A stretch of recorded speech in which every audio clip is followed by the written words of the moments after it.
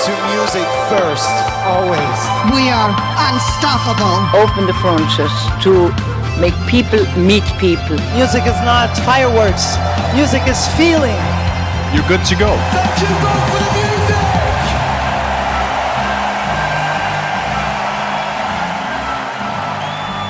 This is Vote for the Music, the Eurovision podcast.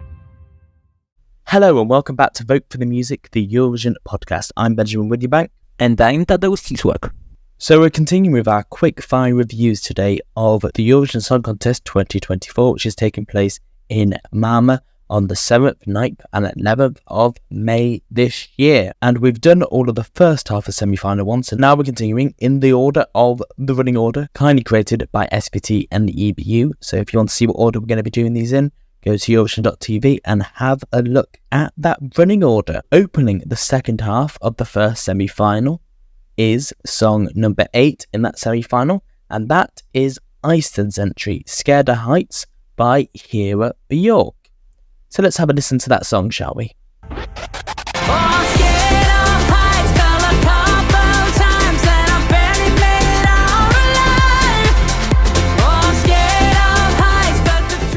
This song pretty much has nothing. It's not inventive, it's not fun, it's not vocally challenging. What makes this song in particular worth presenting to the European crowd? My answer? Nothing. Absolutely nothing.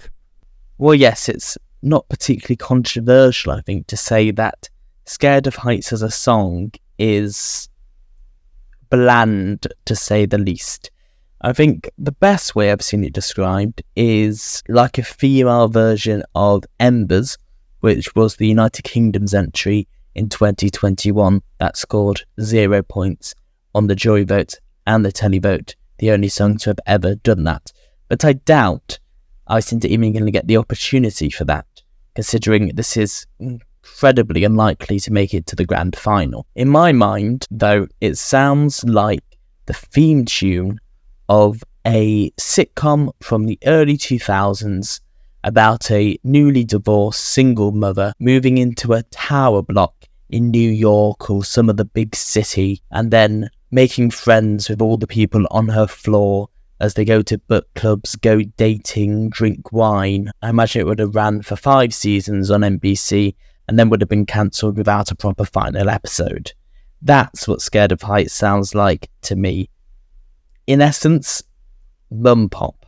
Hera tries her best to do something with the material, but not only have her vocals seen better days, it's just doomed to fail, because there is just not enough material in this song to interpret. I mean, the only thing we have to go on, interpretation-wise, is the fact that Hera Björk has specifically said that Scared of Heights is for her queer audience and her queer fans.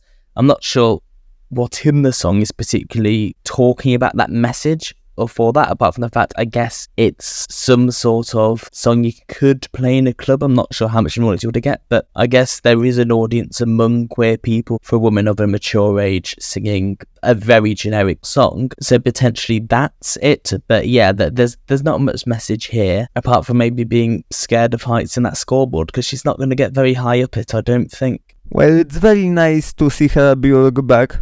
I wish this had happened with a better song. For all its faults, I do think there is some merit in Scared of Heights. As I said, it is just a bit of fun. Technically, it's not great. It's probably going to do very badly. There's no hope of it really getting a good result. But it is there for it and for Hera Björk just to be there in Malmö, have fun, get the crowd hyped up with, yes, a complete nothing burger of a song. Still, it's there as a warm-up act for everyone else. I guess you could compare it to something like Say Na Na Na, which I think was a far better song than this, but something which really wasn't trying to do much, was just there to be a bit of fun, sung by someone older, someone potentially the queer community would like, which I think is definitely the audience here has said she is aiming for with Scared of Heights. And if on the very unlikely chance this does qualify and does manage to get some sort of good result, it will be because it's managed to tap in to the Say Na Na Na factor. The factor that's just got the right audience to go, oh, this is just a bit of fun. I like fun, this is a bit of a bop, I'm going to vote for it. Do I think that's going to happen? No, I don't think that's going to happen. I think this is doomed not only to non-qualify, but to finish very, very low out of the 37 countries, potentially even 37th itself. I don't think that would be unlikely at all. Yeah, I can't see this in the final on the 11th of May. I'm sorry, Hera Björk. I don't think it's going to happen. And I don't see any chance of it qualifying either. The only thing it has going for it is not being as bad as some of the other songs. And there are still enough songs better than it.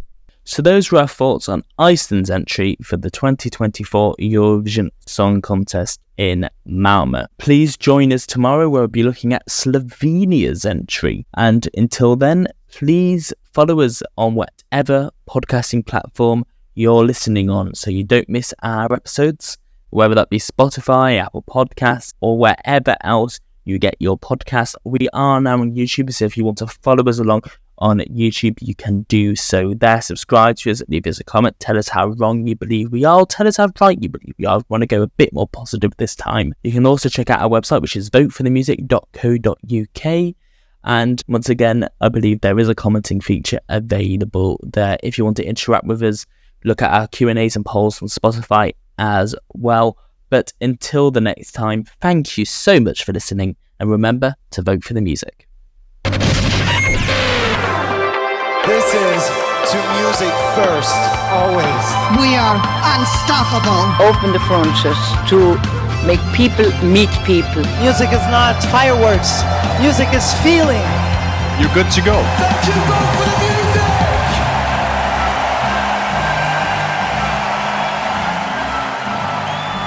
This is Vote for the Music, the Eurovision podcast.